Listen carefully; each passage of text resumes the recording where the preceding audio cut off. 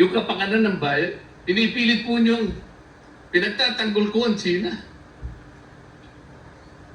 Sa March 12 po, Mr. President, Senator Lacson, sana po may panahon kayo sapagkat ipinatawag ko sa magitan ng isang resolution at ito po ay alam na ni Senator Erwin. Pinatawag ko po ang NAMRIA, pinatawag ko po ang Philippine Coast Guard, Philippine Navy, ang DFA, pinatawag ko rin po si Justice Carpio at saka yung professor sa UP.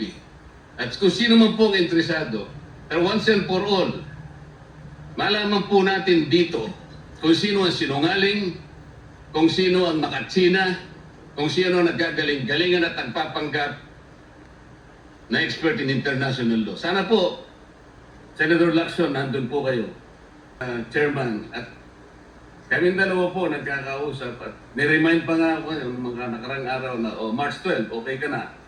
So, ang sabi ko sa kanya, ito po ang dapat nating maintindihan.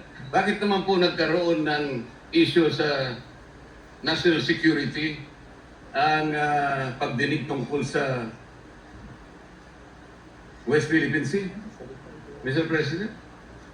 Kasing teritoryo pag-uusapan dito.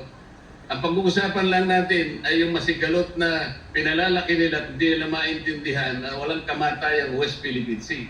Nakalagay po kasi sa Administrative Order number 29, dated 2012, Mr. President. 14 na taon nang nakararaan, minanduhan mismo ang NAMRIA at ang DFA na mag-submit ng mapa at mga charts sa opisina ng United Nations General as UN Secretary General at inotify ang lahat ng international organizations katulad ng IHO. Ano po bang ibig sabihin nun, Mr. President? Alam po ba ito ni Senator Lacson, yung Administrative Order number 29? This is something between the chairman of the Foreign Relations Committee and the gentleman from Tarlac and Pampanga, Mr. President. Hindi po, tinatanong ko po kayo. No, I don't know Administrative Order number 29. Hindi po ninyo alam, sasabihin ko sa inyo. I don't need to know, Mr. President. I'm not interested. Hindi po kayo interesado sa isang bagay na napaka-importante sa ating bansa? Hanggang ngayon, hindi ma-drawing ang West Philippine Sea. Hindi kayo interesado? Hindi po ako interesado sa sinasabi ninyo. Maring hindi po kayo interesado sa sinasabi ko. No. Ngunit ang sasabihin ko, interesado ang buong Pilipinas. Sapagkat ito, dito nakasalalay po kung sino nagsasabi ng totoo. So ayaw po ninyo malaman na totoo, Ginoong Lacson? Kasi po, Mr. President, ang ipapalabas na naman niya, yung China, may karapatan dyan sa lugar na yan.